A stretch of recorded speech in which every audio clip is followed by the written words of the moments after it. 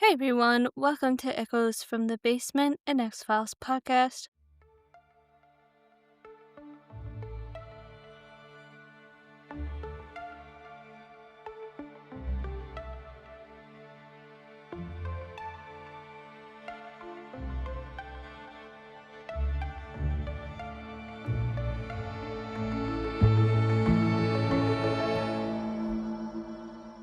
I'm your host Alice, and each week I revisit a classic episode of The X-Files while sharing my take on the strange and mysterious adventures of Agents Scully and Mulder.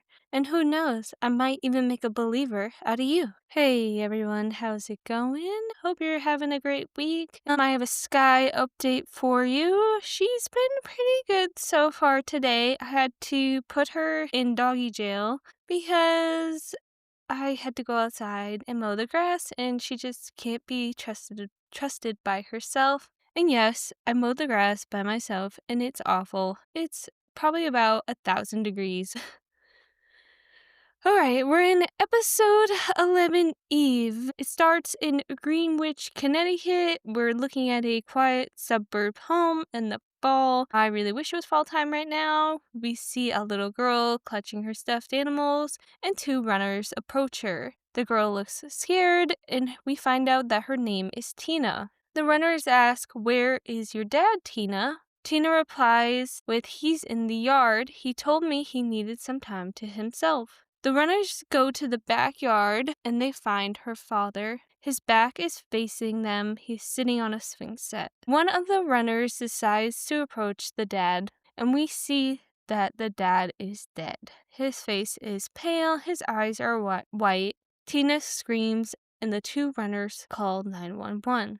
We're at the FBI HQ. Scully is reading the autopsy report on Tina's father, and it says that he died of severe blood loss. It was over 4 liters to be exact. They talk about Tina and how she is only 8 years old. She was only away from her father for 10 minutes and knows nothing of her father's death. Scully says there's no evidence at the crime scene, but there are only 2 small puncture wounds to the jugular. Mulder asks Scully, trigger warning, "Are you familiar with cattle mutilations?" He says since 1967, some states have reported strange events around cattle mutilation. Mulder turns on his projector and keeps continuing to talk about the cows. He mentions that there is severe blood loss, but no evidence at the crime scene. Scully says how? Mulder says there are 2 puncture wounds where the jugular is. These cows and that man have the same signs and the same wounds. Mulder says this is the first time I've seen it on a human, though. Now, I know what we're all thinking. It's probably vampires. But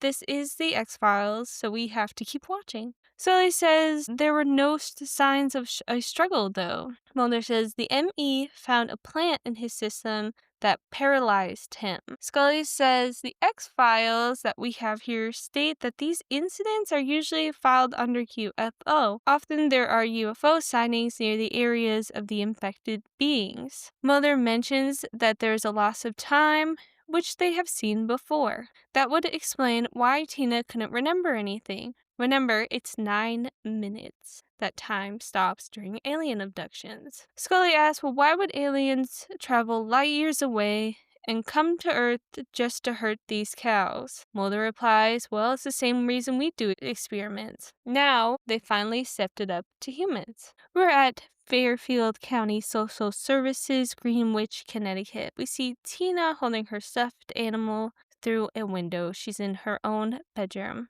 We find out from a social worker that Tina's mother passed away 2 years ago from cancer and there's no other family. Mulder asks the social worker if Tina has spoken about the event or had any nightmares at all. The social service person says no. Scully and Mulder interview Tina. Scully says they just want to find out what happened and we want to help you. She then proceeds to ask if Tina has seen any strangers with her dad. Tina replies, no. Scully says, have you ever seen your dad yell at someone or be yelled at? Tina replies, no. Scully goes on to say, can you think of anyone that would want to hurt you? Tina again replies with no. Mulder then asks Tina, can we talk about the day involving your dad? What happened? Do you remember any strange sounds or see any lights? Tina says, well, there was some red lightning. Mulder says, can you go on to explain that some more? Tina replies with, I can't remember. Mulder asks, have you seen the red lightning before or something similar to it? Tina replies with yes and says the men from the clouds are after my dad. Scully receives a call and states that there has been another murder. Okay, so now everything is adding up to be some sort of alien abduction. We're at the Reardon crime scene, Marin County, California. Scully and Mulder are led to the backyard with a swing set. It's nearly identical to the other crime scene. Scully reads the report on the victim, Doug Reardon. He was a father to a young daughter. The cause of death was again severe blood loss. Scully says, this is impossible. They also found the same traces of the plant used in the first murder. Mulder asks, is there a puncture wound? Scully says, yes, it's in the same place and all. Both crime scenes match. She also mentions that the time of death was 2:30 p.m. on the same day as the other murder. Mulder says, but this is Pacific Standard Time. These murders happened at the same exact time. So Scully and Mulder connected the times. They both match up to be at the same time. Scully says, we must have two serial killers then. Mulder says, I don't believe that. Usually, serial killers do not work in pairs, and if they do, they kill together. Scully replies, okay, well, it's not aliens this time, Mulder. There's no evidence to back that up here. Mulder asks, was Doug's daughter here when he was murdered? Scully says, yes, but she can't remember anything. She's now with her mother in Sacramento, California. Mulder asks, when will they be back? Scully says, tomorrow. We're back at the Fairfield County Social Services. It's raining hard there, and we see Tina trying to get some sleep in her bed. We then hear somebody climbing up the stairs trying to get into her room. We hear the floors creak and crack. Tina, in a panic, puts a chair against the door and tries to escape out the balcony door, but it's locked. The door bursts open and she hides underneath the bed. The person then grabs Tina as she tries to make her way out the door. Her stuffed bunny is left behind. We're in California now, where Scully and Mulder are speaking about Tina's kidnapping. Scully says someone was afraid Tina would know too much, so they just had to take her. Mulder said, was it someone or something? Scully and Mulder knock on the door of some home, and they see Tina staring back at them as she opens the door. Scully says, Tina? The little girl says, no. The agents are shooketh. Scully asks, well, what's your name? The little girl replies with, Cindy. Mulder asks, do you live here?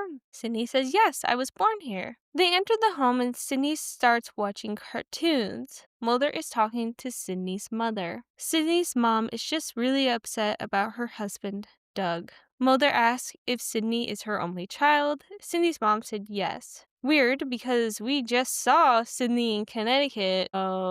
Something's happening here. Scully asked, was Sydney adopted? Sydney's mom said, I gave birth to her. Mulder asked, were there more children that you birthed? Sydney's mom turns around and says, WTF, what is with all these questions? I have told the police everything I know. Mulder shows a photo of Tina's dad with Tina to Sydney's mom. She says she has never seen that man. Scully says, this is your daughter, and that girl's name is Tina. She lives about 3,000 miles away, and this man was killed at the same time and on the same day as Doug was. Sydney's mom says, Sydney's my daughter. I had her because we used IVF. I was having fertility problems. Mulder asks, what clinic did you use? Sydney's mom says, Luther Stapes Center, downtown San Francisco. Scully asks Mulder, do you still think this is alien related? Because she has to get her jab in. There was no mention of red lightning whatsoever from Sydney. Mulder says, I don't know. The only thing similar about these girls is that they look the same and both their fathers died. Scully and Mulder get back into their car and talk about how these girls are linked to these two murders. Scully asks Mulder, what are they going to do now? Mulder says, I'm going to keep an eye on Sydney, because I bet you the kidnapper will go for her next. You check out the clinic, Scully. See if Tina's parents also did IVF there. We're at the Luther State Center for Reproductive Medicine. Scully is speaking to a doctor about IVF. Scully asks the doctor, could a patient receive the wrong egg and would they have known about it? The doctor says no. Scully asks, did Tina's parents become a patient of yours at one point? This doctor said, nope, that's confidential. I cannot tell you that. Scully explains that there have been 2 murders and she needs that information. Scully finds Tina's parents in the hospital records and see that they were patients with Dr. Sally Kendrick.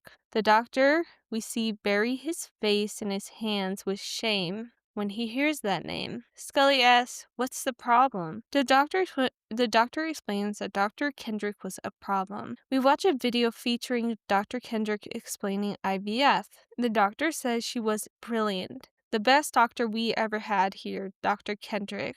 But something happened. We noticed that Dr. Kendrick was tampering with genetic material prior to fertilization in the lab. She was experimenting with eugenics. Scully said, did you report this? The doctor said, yes, we did, and she was fired. I then requested an investigation from the health department, but it was denied, and then eventually Dr. Kendrick disappeared. We zoom to Scully and Mulder's hotel. Scully explains that Dr. Kendrick worked with Tina and Sydney's families. They are watching the video of Dr. Kendrick explain IVF that Scully got from the clinic. Scully says that Dr. Kendrick, was experimenting. Mulder thinks that she is trying to get rid of her results. Her results are these 2 little girls. Scully says, well, she must have had some sort of accomplice. I mean, she can't be at 2 different places at the same time. And then Scully turns around and says, well, now, Mulder, do you believe that this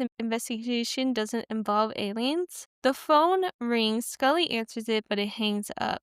Mulder says, I'm going to sleep on this and let's circle back in the morning. He rushes Scully out of the room, and Scully says, why are you rushing me? I thought we were pals. What are you doing? Are you going on a date, having a girl over? What's really going on? Mulder says, I just need some me time. Well, he didn't. We see that Mulder goes to this marina. He meets up with Deep Throat, who comes out of some bushes. He kind of reminds me of the Homer Simpson meme. Deep Throat explains that he was just strolling on by and wanted to talk to Mulder about the Litchfield experiments. Deep Throat explains that the project was highly classified. All records were destroyed of it. And who knows, anybody who worked on it would probably deny it. It started in the 90s during the Cold War era. We heard that other countries were fooling around with eugenics. They wanted to develop the super soldier. He had superior strength and superior mind. We then started to do it as well, and that became the Litchfield Project. It's a group of genetically controlled children. They were raised in a facility in Litchfield. The boys were called Adam and the girls were called Eve. Deep Throat says, I have a woman you need to see, and I'm going to make sure you guys get inside. We're at the Whitening Institute for the Criminally Insane. Mulder and Scully drive here to see a woman mentioned by Deep Throat. Her name is Eve 6. They visit Eve in her cell, but before entering, the guard hands them a flashlight, saying that Eve screams every time they turn the overhead light on. No one has ever gotten a real good look of her. Scully and Mulder enter Eve's room. There's weird drawings on the wall, and it seems like nobody is there. But they look around a little bit more, and they find Eve on the bed in a straitjacket. She says, I guess you found what you were looking for. One of us, at least. Scully says, Sally Kendrick? Eve says, unlock the chains and then we can talk. She said that she also bit into a guard's eyeball. That's why she is in these restraints. She meant it as some sort of sign of affection, which is really creepy. Mulder asks Eve 6, where are the others? The Adams, the other Eves. Eve 6 explains that they have all died. Her and Eve 7 are the last of them, and Eve 8 also escaped. Scully asks, are you Sally Kendrick? Eve says, no. Scully also asks her, did you work at the Luther State Center? Eve says, no, I've been in here for the past 2 years. They made me suffer, but did they suffer? No. They keep me alive to continue on the Litchfield project. They come in and test me to see what went wrong. Sally is the only one that knows what went wrong. We have 56 chromosomes, which make us have heightened abilities and heightened psychosis. Eve 6 says, I have all the proof you need. Look at the wall. We see all these crazy drawings, but we also see photos of these girls that look just like Tina and Sydney. Mulder explains that Sally Kendrick was using the clinic in order to carry on the Litchfield experiment. She was cloning herself.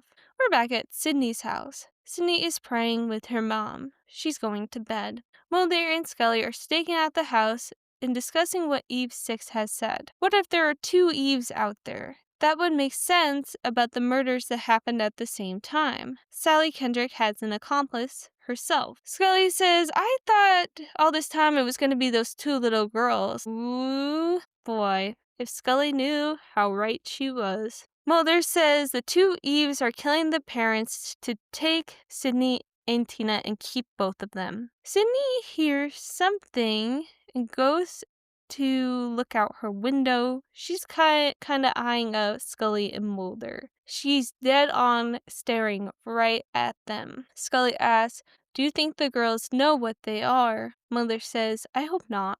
We then see there's some light coming from Sydney's closet. It opens, and Scully and Mulder run to Sydney's room. Mulder is in the backyard, gun drawn, while Scully is in the house. We then see, out of nowhere, Scully is knocked out by someone. Mulder then sees somebody crashing through the glass back door and taking Sydney away. We see that the intruder is an Eve. Mulder says, which one are you, 7 or 8? Eve points the gun towards Sydney and tells Mulder to drop his weapon. Mulder does that. Eve leaves and Mulder goes after her. She shoots at Mulder and speeds off in her car. We see that Scully is speaking to another officer saying that Sally Kendrick is the one who did this. Let's get the make and model of her car and also be cautious. She is dangerous. Mulder is speaking to Sydney's mom about the 2 girls' kidnapping. We're at Port Reyes National Seashore, 40 miles north of San Francisco. We're at a hotel where Eve has taken the 2 girls. A hotel employee spots Eve and Sydney as they enter their room. Eve says, sorry, we had to meet this way. We then are drawn to the bathroom where we see that Eve is untying Tina, who is now in a red outfit. An officer comes up to Scully and Mulder and said that Eve's car was found, but it is at the airport. The manager from the hotel calls Mulder and says he has found the missing girls. Mulder thinks that Eve and the girls are at the hotel, while Scully thinks that they are at the airport trying to catch a flight. Eve says she's been watching these 2 girls the whole time. She wanted to find the remaining Eves. Eve also goes on to say she thought she worked out all the side effects in the clones, but she didn't. The original Eves and Adams didn't show any psychotic behavior until age 16 and homicidal behavior before at age 20. Those 2 little girls were experiencing all of this now. Eve asks, did you talk about killing your dads together? Was this a prank? The girls say, we just knew. Eve then asks, why did you murder your fathers? The girls reply with, they weren't our fathers. We don't have any parents. We weren't even born. We were created. Eve says, you can't think like that.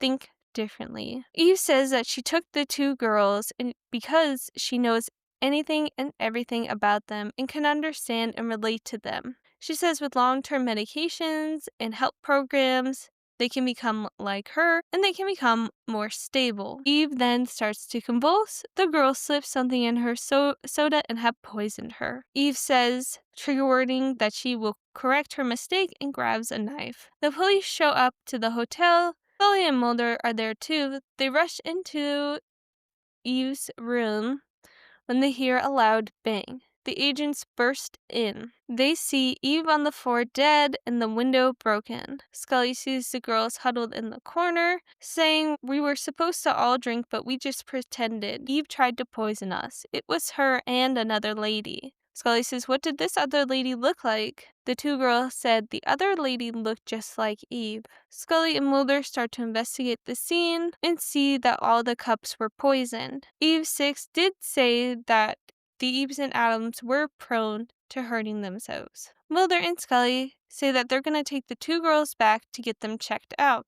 We see that these two twins are worried about separating. Scully says, look at them, they've already grown so attached. They're going to be really disappointed when one of them has to go back to foster care and one of them has to go back home. Scully and Mulder start to drive the girls back. We see in the backseat the two girls are holding hands. They then tell Scully and Mulder that they need to use the restroom. Mulder pulls over to a diner and asks the waitress, where is the bathroom? She says, it's over there, you're going to need a key. He then orders 4 diet sodas, but the girls at the same time say that they want regular. Scully takes the two girls to the restroom, but one of the girls decides to distract Scully and the other one leaves. The one girl takes the poison and puts it into the 2 drinks. The waitress says, wait, you're gonna have to pay for that. The girl says, no worries, my dad's gonna pay for them. Mulder says to the girl, are these the diet ones? And the little girl says, yeah, they are.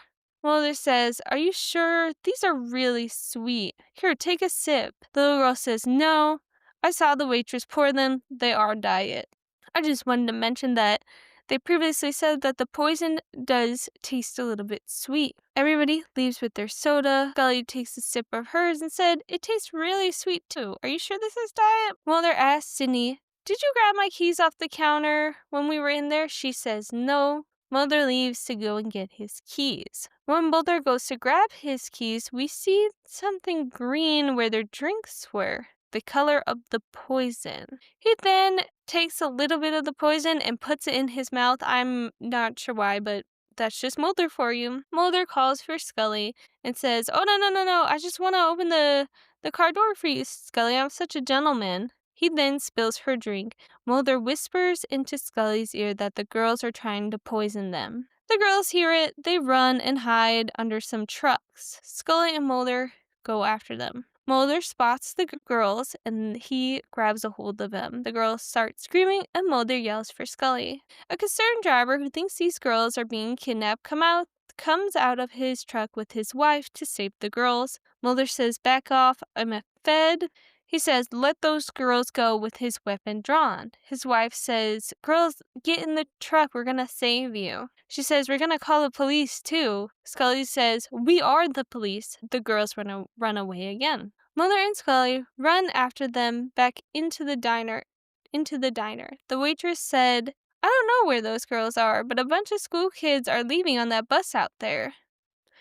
Scully and Mulder run out and get in their car, and it seems like they drive away. Or do they? The twins get out of a boat that had a tarp over it. They hid underneath the tarp. That's where they were hiding all this time. Mulder catches them, and they say, we didn't do anything wrong. Sydney and Mulder's mom talk about Sydney starting a help program. Mulder says, you have a right to know about your daughter and what happened to her. Sydney's mom says, all I need to know is that she wasn't my daughter. She then tears up a photo of Sydney and places it into the fireplace. The girls are placed in the same facility as Eve 6, and they are labeled Eve 9, 10. We see that someone enters the facility. They are wearing a white coat. It's Sally Kendrick, aka Eve 8. The girls say, we've been waiting for you. Eve 8 asks, how did you know I would come for you? The girls say, we just knew, and that is the end. Overall, I did enjoy this episode. I liked the twists and turns in it. I thought they were great. You never suspected the whole time that the two little girls were not only clones, but were involved in their father's murder. I also want to mention this won't be the last time we hear about clones in X-Files. I would rate this episode at least 6 out of 10. But thanks for listening, all you truth seekers, abductees, and X-Files enthusiasts. Be sure to like, subscribe, and share the show. And remember, the truth is out there. You just have to find it.